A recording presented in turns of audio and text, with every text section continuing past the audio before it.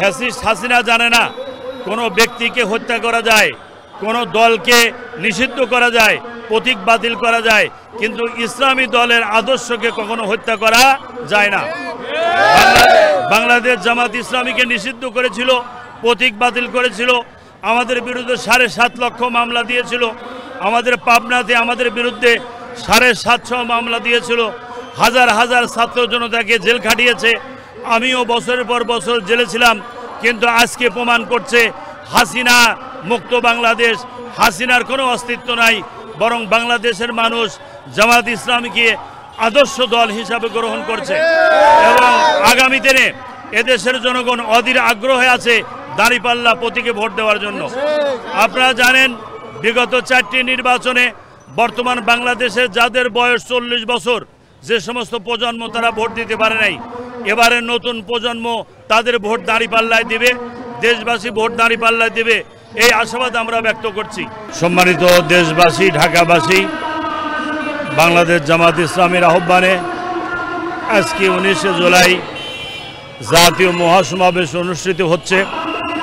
আসন্ন জাতীয় সংসদ নির্বাচন অবাধ, নিরপেক্ষ এবং শান্তিপূর্ণভাবে করার লক্ষ্যে এবং জামাত ঘোষিত 7 দফা কর্মসূচি 36 জুলাই খুনিদের বিচার, শহীদদের পুনর্বাসন, আহতদের পুনর্বাসন, পিয়ার পদ্ধতিতে নির্বাচন এবং প্রবাসীদের ভোটার সহ 7 দফা দাবিতে আজকের এই মহাসমাবেশ অনুষ্ঠিত হচ্ছে।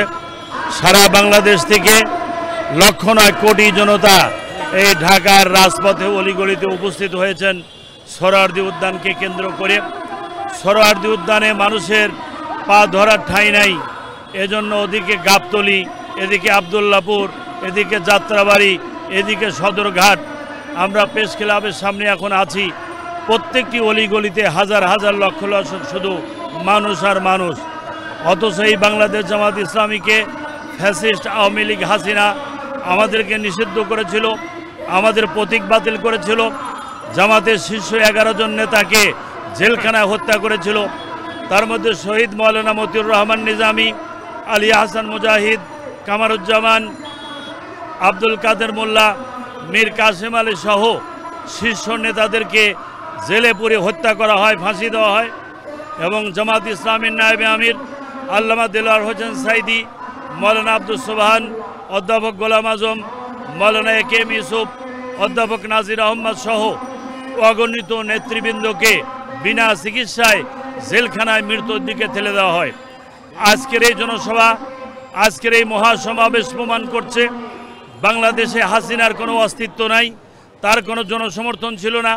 সে যে 2013 সাল, 2018, 2024 সালে যে নির্বাচন করেছিল, এ নির্বাচন ছিল ভোটারবিহীন, দলবিহীন, ড্যামি নির্বাচন, যার জন্য ক্ষমতা ছাত্র জনতা বৈষম্যের বিরুদ্ধে ছাত্র আন্দোলন করে যখন সফল হয়, হাসিনার সাহস হয় নাই এ দেশে থাকা, সে দেশ থেকে পালিয়ে দিল্লিতে পাড়ি জমিয়েছে।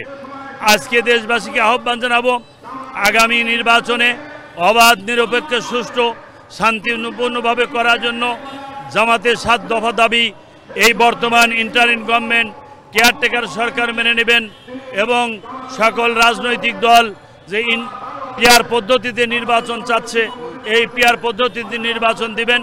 এবং আমাদের দেশ আজকে 54 বছর স্বাধীন হয়েছে। এই 54 বছরে আওয়ামী লীগ, বিএনপি, জাতীয় পার্টি তারা একাধিকবার ক্ষমতায় ছিল, বাংলাদেশ জামাত ইসলামী রাষ্ট্রীয় ক্ষমতায় যায় নাই। এদেশের জনগণ মনে করছে আগামীতে রাষ্ট্রীয় ক্ষমতায় যাওয়া দরকার, যার বহিঃপ্রকাশ হচ্ছে আজকের এই মহাসমাবেশ। যেই মহাসমাবেশে লক্ষ নয় কোটি জনতা উপস্থিত হয়েছে, আলহামদুলিল্লাহ। আমরা পাবনা জেলা থেকে প্রায় 10,000 জনশক্তি এসেছে।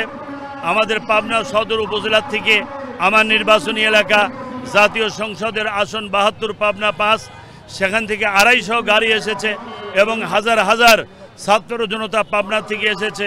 টোটাল পাবনা জেলা থেকে 10,000-এর অধিক মানুষ আজকের এই মহাসমাবেশে উপস্থিত হয়েছে।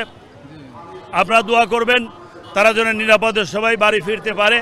যারা রাস্তায় যাবেন একটু ধৈর্য ধারণ করে বাড়ি ফিরবেন।